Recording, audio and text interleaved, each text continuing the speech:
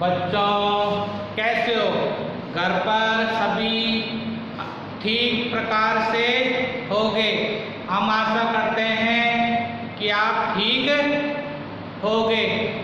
हम समय समय पर आपके पास में वीडियो भेज रहे हैं, पीडीएफ भी भेज रहे हैं। वीडियो के माध्यम से आप पढ़ाई कर रहे होंगे घर पर। तो आज कक्षा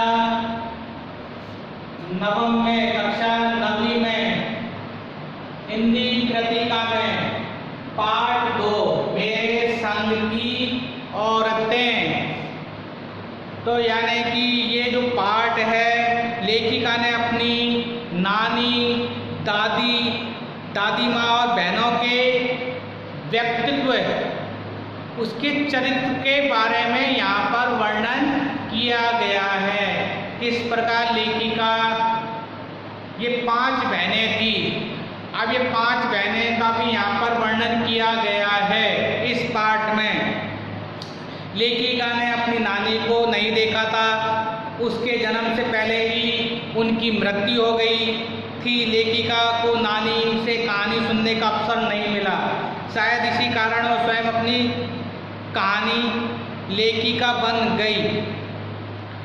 नानी एक अनपढ़ तथा पर्दा प्रथा को मानने वाली औरतें थी। यानी कि उसकी जो नानी थी अनपढ़ थी, पर्दा प्रथा पर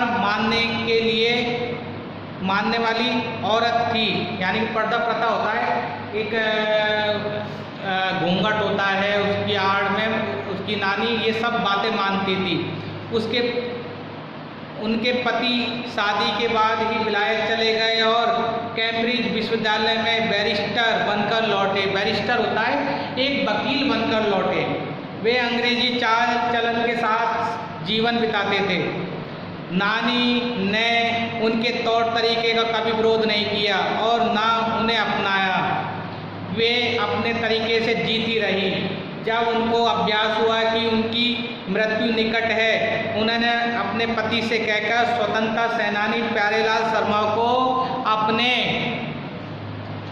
घर बुलाया।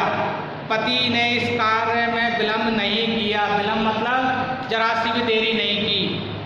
नानी ने प्यारेलाल जी से कहा कि कोई स्वतंत्रता संग्राम सेनानी तलाश कर उनकी पुत्री का विवाह उससे करवा दे। वे नहीं चाहती थी उनकी बेटी का पति कोई अंग्रेजों का आज्ञाकारी व्यक्ति हो। इससे पता चलता है लेखिका की नानी को देश की आज़ादी कितनी प्रिय थी। प्रिय मतलब प्यारी थी। अंग्रेजों के अनुसार चलकर ऐश्वर्यपूर्ण जीवन बिताने की अपेक्षा देश की स्वतंत्रता के लिए लड़कर कष्ट और अभाव का जीवन बिताना अधिक गौरवपूर्ण था। लेखिका की मां का विवाह एक होनहार पढ़े लिखे युवक से हुआ। स्वतंत्रता के आंदोलन में भाग लेने के कारण उसको ICS की परीक्षा में बैठने से रोक दिया गया। यानी कि स्वतंत्रता के आंदोलन में भाग लेने के कारण उसको ICS की परीक्षा में रोक दिया गया।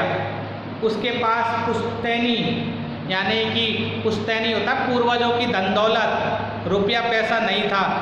लेखिका की माता अपनी माँ और गांधी जी के विचारों को मानने को मजबूर थी। उनका शरीर अत्यंत दुबला पतला था। खादी की भारी साड़ी पहनने में उनको कोई कठिनाई नहीं होती। घर में ससुर का दबदबा था, यानी घर में ससुर का रोब था, दबदबा था। घर में उनकी ही चलती थी और घर में ससुर की ही चलती थी। लेखिका की माँ का व्यक्तित्व अत्यंत प्रभावशाली था। वह अत्यंत सुंदर, ईमानदार, सत्यप्रिय और निष्पक्ष थी। घर में काम करने को उनसे कभी नहीं कहा जाता था, परंतु उनकी सलाह ली जाती थी। उसका निर्वाह भी किया जाता था। सारा काम उनकी सास, जेठानियाँ, पति संभाल लिया करते थे। उनका व्यवहारिक भारतीय माँ की तरह नहीं रहा। उन्होंने ना तो बच्चों को प्यार किया, ना खाना पकाया और ना घर के कामकाज देके उनकी इन कामों में रुचि नहीं थी। दूसरा कारण उनकी बीमारी भी थी। उनका अधिकांश समय संगीत सुनने, पुस्तकें पढ़ने, साहित्य चर्चा में बीतता था। ये सब बिस्तर पर लेटे लेटे ही करती थी। स्वतंत्रता के प्रति गहरे प्रेम को अपने स्वतंत्र विचारों के अनुरूप आचरण द्वारा प्रकट करती थी। लेखिका की परदादी परंपरा से अलग होकर जीती थी। उनका व्रत था कि उनके पास 3 धोतियाँ होते ही वह तीसरी को दान में दे देगी। 2 धोती अपने पास रखती थी, यानी कि लेखिका की जो परदादी थी उसके पास में 3 धोती मतलब 3 साड़ियाँ रहती थी, यानी कि वो अपने पास में 2 रखती थी। एक यानी कि वो जब एक पहन लेती थी तो दूसरी को यानी कि पहले ही तैयार करके रखती थी, धोकर प्रेस करके। और तीसरी जो साड़ी थी, अगर 3 साड़ी होती तो एक वो दान में दे देती थी, यानी गरीबों को दान में दे दिया करती थी।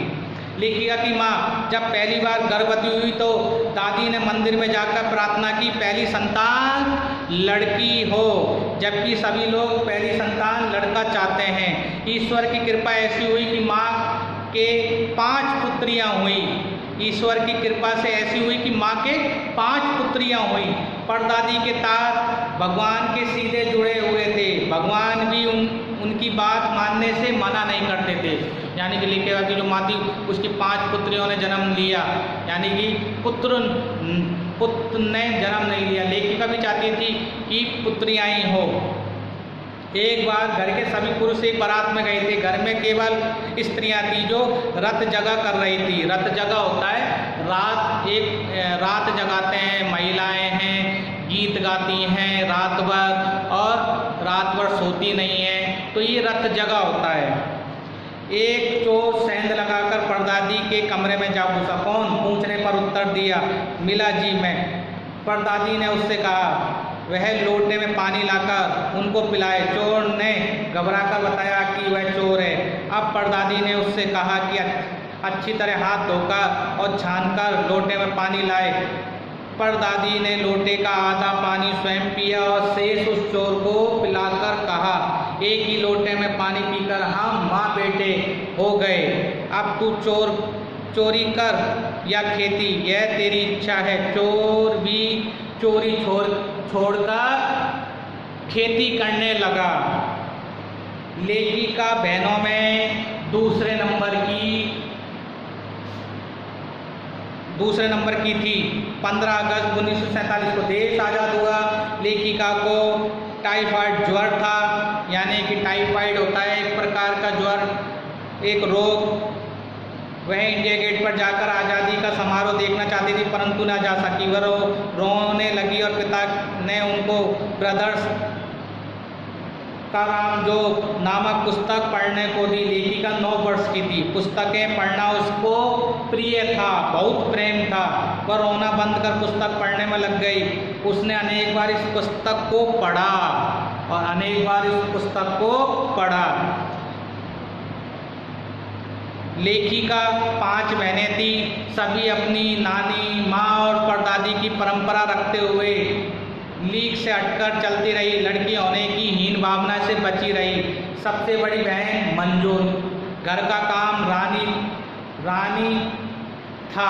शादी के बाद पति का नाम ग्रहण कर मंजुल भगत कहलाई।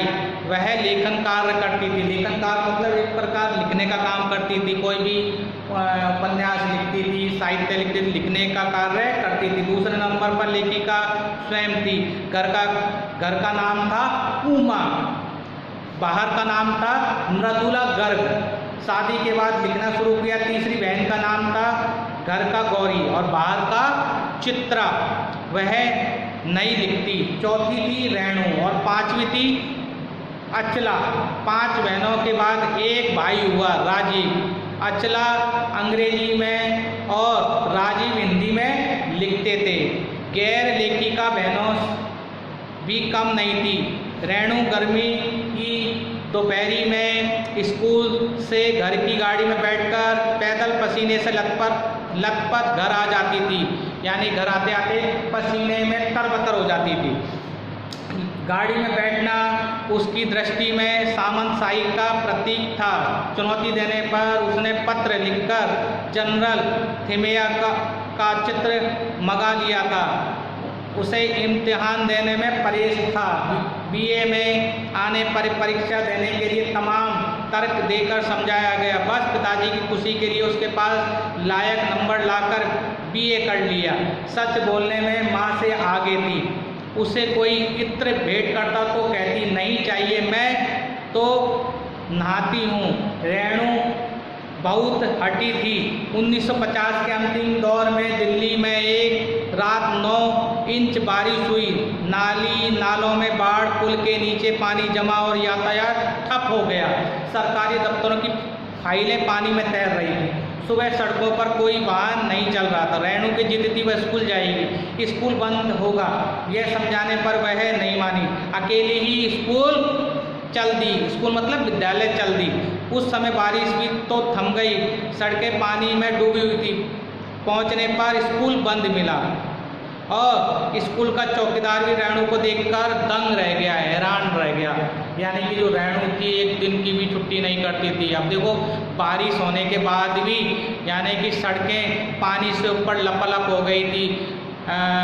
रेणु को जबकि ये आभास हो रहा था कि शायद स्कूल खुल भी रहा होगा या नहीं, परंतु जब वो इस विद्यालय पहुंची तो स्कूल बंद था।